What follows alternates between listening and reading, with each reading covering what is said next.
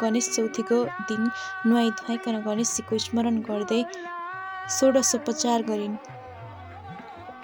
आह्वान, आसन, पाद्य, अर्घ्य, आचमन, स्नान, वस्त्र, गन्ध, पुष्प समर्पित गरी गणेशको अङ्ग पूजा गरिन्।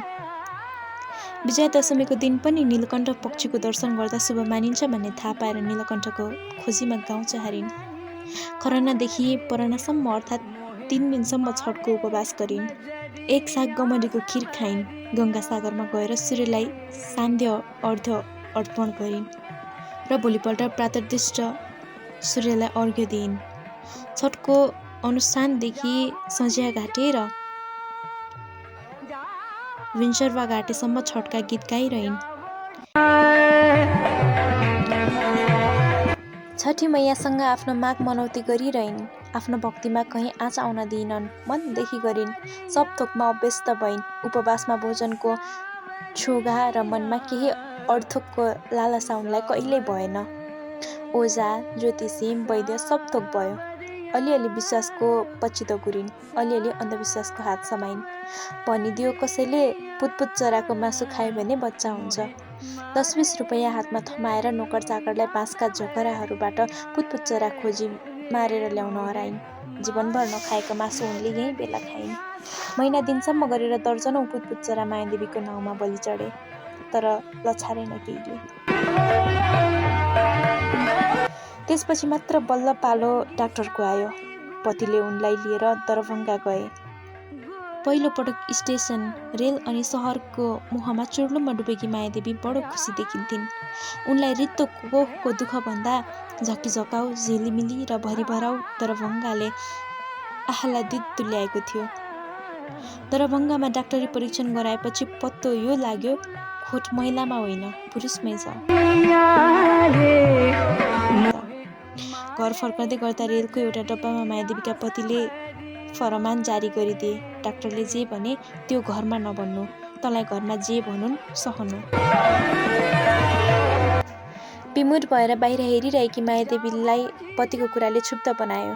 तर पतिसँग मुखमुखै लाग्नु धर्मको खिलाफ हो भनेर बच्चैदेखि रटाइएकाले उनको रिसले उनलाई इस भन्दै लोप्पा खुवाएर उम्कियो।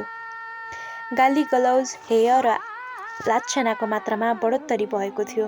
त्यो उनले खेपिरहन्। तर उनले पुत्र कामना गर्न भने छोडिनन्।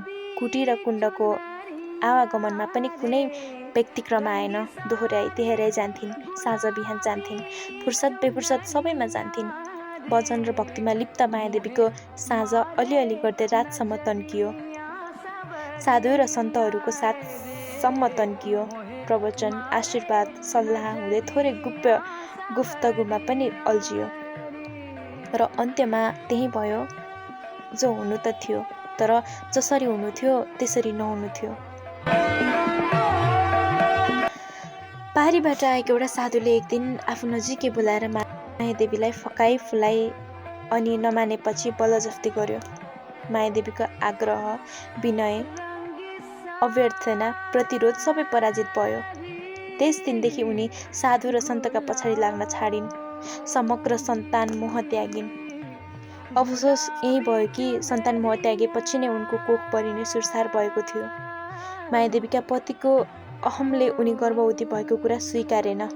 पत्नीलाई एकान्तमा केरकार गरे, गाली गलौज गरे, कुटपिट गरे र मुख फोरेरै घर परिवार सबै सामु भने, यो छिनार हो, तिरिया चरित्र।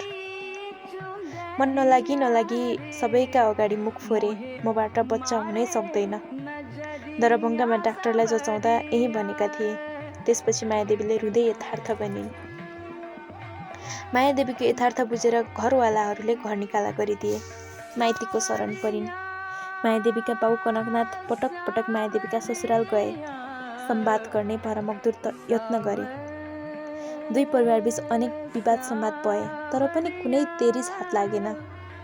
त्यस्ता छिनारलाई यस घरमा कुनै स्थान छैन, मायादेवीका ससुराले भने।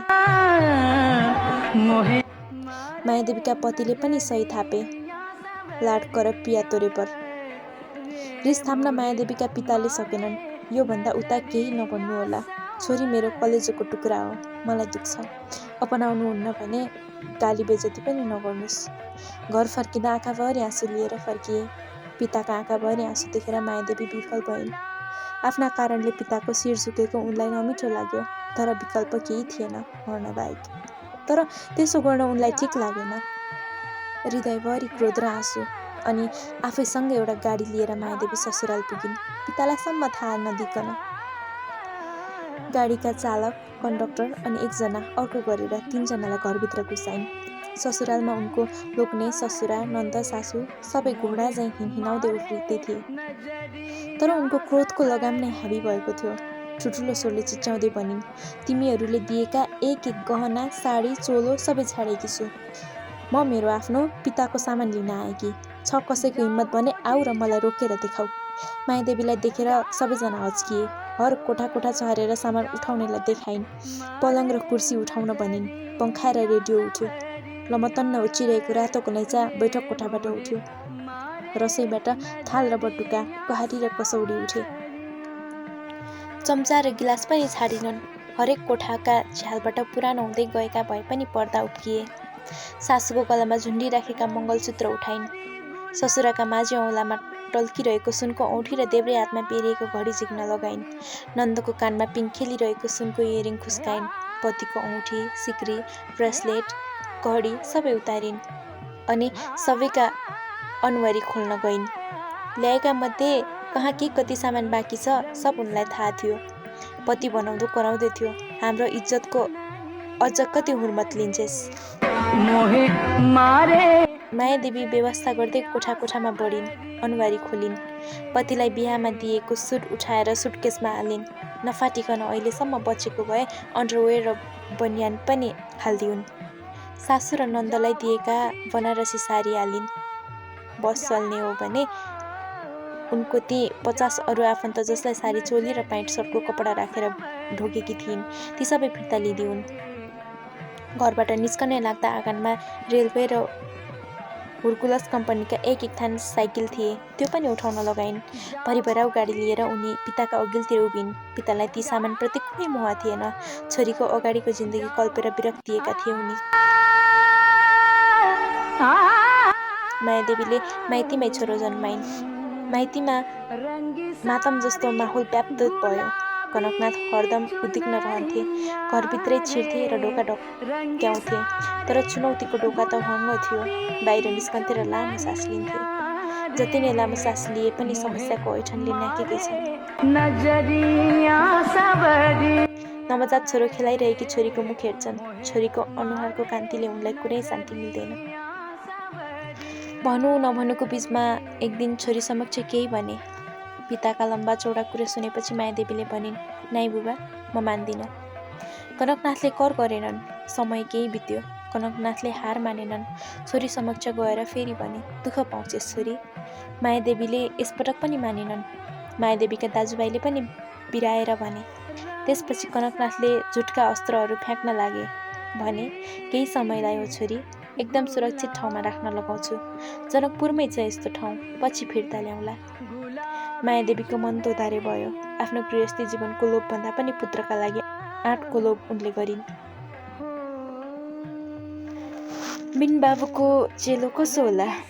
बिन साङ्लोको छाङ छ कसो होला? कसले हो कानमा पारिदिएको थियो यस्तै? समयले राम्रो मौका दिएको हो छोरी। मायादेवीले पिताका कुरा मानिन्। हातमा मायादेवीको छोरालाई बोकेर कनकनाथ घरको आँगनबाट निस्किए। उनले निकै बेर पितालाई पछ्याइन्। जहाँसम्म पैताला चाल्नु ठिक लाग्यो चालिन्, जहाँ रोकिनु ठिक लाग्यो त्यहाँ आँसु झारिन्। आँखाका डिलमा सुक्खा सपना झुन्डिन्छन्। बेला बेलामा आँसुले भिजेन भने निस्तो भएर बाँच्नुपर्छ। फर्किँदा नयाँ जिन्दगीको अनुहार कल्पिन्। मायादेवीका पिताले आफ्नो खेती पथारीको रुखबारी गर्ने जितेन्द्र कुमारलाई बच्चा सुम्पिए। आफ्नै छोरालाई जस्तै पाल्छु मालिक, बच्चालाई दुवै हातमा सरक्क राख्दै जितेन्द्रले भने।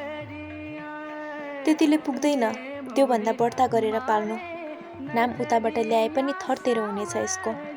कनकनाथले भने, मेरो यतातिरको खेती पथारी जुन तैँले हेरिराखेको छस्, सबै यसकै नाम गरिदिएर जान्छु। यसको परवरिशमा कुनै कसर नराख्नु। जितेन्द्रले दुवै हात जोड्यो। कनकनाथले लगाइराखेको कुर्ताको खल्तीमा हात घुसारे र जितेन्द्रको हातमा केही नगद राखिदिए। फर्किएपछि मायादेवीको दुरागमनलाई अगाडि बढाउने तर्खर भयो। मायादेवी आफ्नो हुनेवाला पतिलाई एकपटक भेट्न चाहन्थिन्। उनीबाट प्रत्यक्ष आफ्नो र छोराको सुरक्षित भविष्यप्रति आश्वस्त हुन चाहन्थिन्। पिता समक्ष आफ्नो इच्छा व्यक्त गरिन्। पिताले सोझै इन्कार गरिदिए। यसरी विवाह अगाडि छोरी मान्छेले आफ्नो दुलासित भेट्ने इच्छा गर्नुलाई उत्ताउलिनुको संज्ञा दिए। मायादेवीलाई पिताको नियतमाथि शङ्का लाग्यो। एक दिन लुकीचोरी भेट्न गइन्। भेटेर सारा सच ओकलिन् र प्रतिक्रिया जान्न चाहिन्। के हुन्थ्यो? बिहे टुट्यो। मायादेवीको अगाडिको सत्य थाहा पाए पनि बच्चासहित अपनाउने कुरा उनीहरूका लागि स्वीकार्य भएन। मायादेवीले तत्काल बन्न लागेको सम्बन्ध तोडेर फर्किन्। कनकनाथ छोरीको क्रोधका अघिल्तिर ग्लानि भाव लिएर उपस्थित हुनुभन्दा बन्दा नबन्दैको गृहस्थीमा आगो जोसेर आएकी छोरीको बेवकुफीप्रति दिगदारिए। मायादेवी चिच्याइन्, मेरो छोरो फिर्ता ल्याइदिनुहोस् बुबा, मलाई छोरो भए पुग्छ। राम्ररी सोच विचार गर छोरी, कनकनाथले सम्झाउने कोसिस गरे। मेरो अन्तिम निर्णय यही हो बुबा। मायादेवीले पितालाई दिनहुँ कोट्याइरहन्। आफ्नो छोरा फिर्ता ल्याइदिन भनिरहन्। कनकनाथले यसमा उस्तो जाँगर देखाएनन्। सोचेका थिए केही दिन किचकिच गरिसकेपछि छोरीले सबै बिर्सन्छे। तर महिनौँ दिनपछि एक दिन उनी विवश भए। बिरामी जस्तो अनुहार लिएर उनी एक दिन घरबाट निस्किए। मायादेवी दिनभरि घरको सरसफाइ गरेर बसिन्। यत्तिका महिनामा छोरो कस्तो भयो होला? बामे सर्थ्यो, अब त जुरुक्क उठेर हिँड्न पनि थाल्यो होला। टाउकामा केसको घनत्व पनि बढ्यो होला। दाँतको हार पनि बस्न लाग्यो होला। अलिकति बोल्न पनि थाल्यो होला। मायादेवी मुक्त दिइन् छोराको कल्पनामा।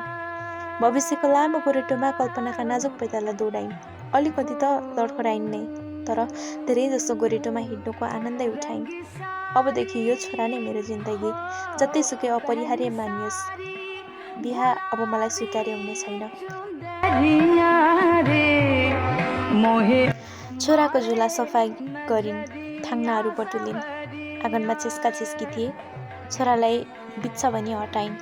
ओछ्याइराखेको तन्ना धोएर सुकाइन्। थन्काइएको तोरीको सिरानी खोजेर आफ्नो सिरानीको छेउमा राखिन्। दिनभरिमा हरेक 5-5 मिनटमा बाटोसम्म निस्केर घाँटी तन्काइन्। पिता साँझ परेपछि मात्र फर्किए। पिताको हात खाली थियो। पिताका हात मात्र होइन, आँखाको भाव पनि खाली देखिन्थ्यो। पछिल्तिर हेरिन्, हातमा बच्चा बोकेको कोही अरू पनि छ कि भनेर। कोही देखिएन। खोइ त, मायादेवीको मुटु पैतालामा झरे जस्तो भइसकेको थियो। संसारको सबैभन्दा प्रिय मान्छेको बारेमा पिताले सबैभन्दा अप्रिय खबर बोकेर ल्याएका थिए। खबर सुनेर मायादेवी कहालिन्, ढलिन्, मुर्छा परिन् र रोइ मात्र रहिन्। छोराको अनुहार सम्झिन्। त्यसको अनुहार थुवालोले छोपेको आकाश जस्तो धमिलो भयो। धमिलो नभएर सँगै भए पनि के गर्थिन्? सम्झेर त जीवन कटाउँदिनन्। कसैलाई सम्झेर जिन्दगी कटाउँछु भन्नु र कुवा हेरेरै प्यास मेटाउँछु भन्नु एउटै होइन र? तिर्खा दुवैको उस्तै हुन्छ। रुवाइका सिलसिलाहरू महिनौसम्म चलिरहे। हल्का हुन्छ भन्थे मानिस आँखाबाट आँसु झरेपछि। तर आँसु हो कि अम्ल चिन्नै गाह्रो भयो उनलाई जताततै बोलेपछि। यसै बिचमा राति ठिकठाक सुतेका मायादेवीका पिता एउटा बिहान बिउजिनै सकेनन्। उनका आँखा सदाका लागि बन्द हुनुले मायादेवीको जीवन पनि आधा अँध्यारो भयो। मायादेवी अब फगत एक्लै रहिन्। जिन्दगी भनेको हेर्दा हेर्दै आफ्नाहरू छुट्दै जानु र कुनै दिन आफ्नाहरूबाट छुट्नु त रहेछ। मायादेवीले बुझिन्। बुबा जस्ता दाजुभाइ अनि तिनका पत्नी कहाँ हुन्छन्? उनी त आफू जस्तै आफू पनि ठिकसित हुन सकेकी छैनन्। एउटा निर्धक्ता खोसियो। माइतीमा एउटा जुन फैलावट थियो, उनको त्यो खोसियो। सहमति र आपत्तिहरू थिए, ती खोसिए। इच्छा र धारणाहरू, ती खोसिए। सजिला र अप्ठ्यारा खोसिए। प्रश्नको अधिकार र जवाफको याचना खोसियो। तिरस्कार र उपेक्षाका कुराले उनको अस्तित्व र स्वाभिमानमा निलटाम हुन्जेल हिर्काउँदा हिर्काउँदा उनको समग्र व्यक्तित्व नै घाइते भइसकेको थियो। घर बाहिर कहाँ कहाँ बाहुबलीहरूसित भिड्न सक्ने मान्छे आफ्नै घरको आँगनमा छरिएका छेस्का छेस्कीसँग अल्झिन्छ र लड्छ। तर घर भन्नु त अब एउटा साँगुरो कोठाको खुम्चाइ न रह्यो। घर भन्नु त पिता हुन्जेल उनको सामिप्य न थियो। मर्नुअघि पिताले सम्पत्तिको एउटा सानो हिस्सा मायादेवीको नाउँ नगरिदिएको भए उनको अझै कुन बिजोग हुने थियो उनी कल्पना गर्छिन्। समय र माइती दुश्मन हुँदै गएपछि बिहेको अपरिहार्य उनलाई टटकारो महसुस हुन थालेको थियो। सायद पिताको दूरदर्शिता र आशय उनले यतिखेर बुझिन्। तर पिता नरहेपछि उनको विवाहमा चासो दिने को? विवाह के? उनको जिन्दगी, हालचाल, सलामती, अप्ठ्यारो, माग, मनौती सुनिदिने को? समयको मुठीबाट मायादेवीको जवानी अस्ताचतलमा घाम चिप्लिए झैँ चिप्लिँदै थियो। बिहेको लागि हात माग्ने भन्दा केही छिनलाई एकान्तको साथ माग्नेहरू बढी भेटिन्थे। मुटुमा सजाउने वा आँखामा राख्ने भन्दा उनको रहल पहल वैँसमा नियत गाड्नेहरू भेटिन्थे। उपेक्षाको एउटा अदृश्य पर्खाल उनका दाजुभाइले उनीसित लगाएका थिए। त्यही पर्खालको कमजोरी जानेकाहरू उनको कुनोमा वैँसको हुर्मत लिन ढिम्किन्थे। इँट र पत्थरको पर्खाल लागेको भए पो साउती मार्दा पनि सुनिन सक्थ्यो। मनदेखि मन छुट्याउन लगाएको अदृश्य पर्खाल मान्छे बीच लागेपछि त विस्फोटै भए पनि सुनिन्न। एउटा अँध्यारो कुनामा अँध्यारो मन भएको कसैले मायादेवीको अस्तित्वमा एकपटक फेरि अँध्यारो पोतेर गयो।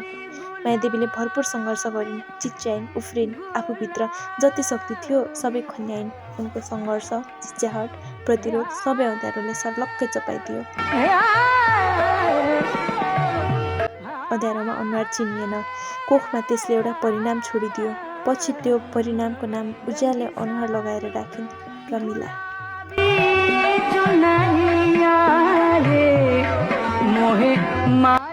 सुबिन भट्टराईद्वारा लिखित इजोरियाको मायादेवीको बाँकी भाग म फेरि लिएर आउनेछु। अहिलेसम्म सुनेर साथ दिनुभयो यसका लागि धन्यवाद र यस्तै बाँकी भागहरू सुन्नका लागि मेरो च्यानललाई सब्सक्राइब गरिदिनु होला। धन्यवाद।